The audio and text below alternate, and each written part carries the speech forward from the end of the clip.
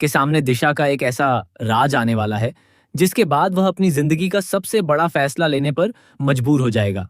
कहानी अब एक बेहद दिलचस्प मोड़ लेने वाली है, जहां हर रिश्ते की सच्चाई धीरे धीरे सामने आती हुई दिखाई देगी।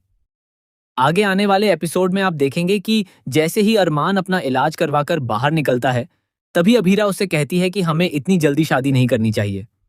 पहले सब कुछ ठीक हो जाने दो, उसके बाद हम अपनी शादी की तैयारियां करेंगे।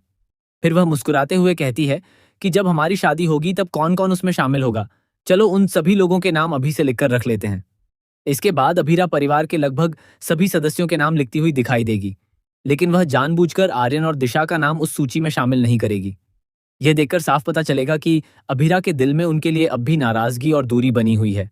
वह उन्हें अपने सबसे खास दिन का हिस्सा बनाना ही नहीं चाहती। दूसरी ओर विद्या की तबीयत लगातार बिगड़ती हुई दिखाई देगी।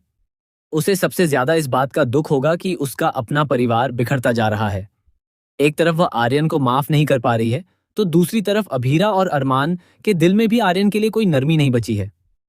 अरमान तो पहले ही मनीषा के सामने साफ शब्दों में कह चुका है कि आपको देखकर मुझे अब यह भी याद नहीं आता कि आखिर आप मेरी क्या लगती हैं।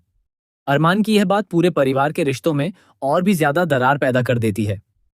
हर कोई एक दूसरे से दूर होता जा रहा है और परिवार का माहौल पूरी तरह बदलता हुआ नजर आएगा। लेकिन कहानी में सबसे बड़ा ट्विस्ट तब आएगा जब दिशा का एक ऐसा चौंकाने वाला राज आर्यन के सामने आएगा जिसके बारे में उसने कभी सोचा भी नहीं होगा।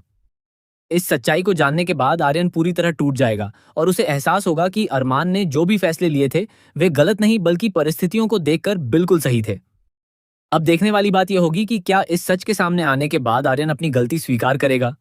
क्या वह अरमान और अभीरा से माफी मांगेगा? क्या विद्या का बिखरता हुआ परिवार फिर से एक हो पाएगा, या यह नया राज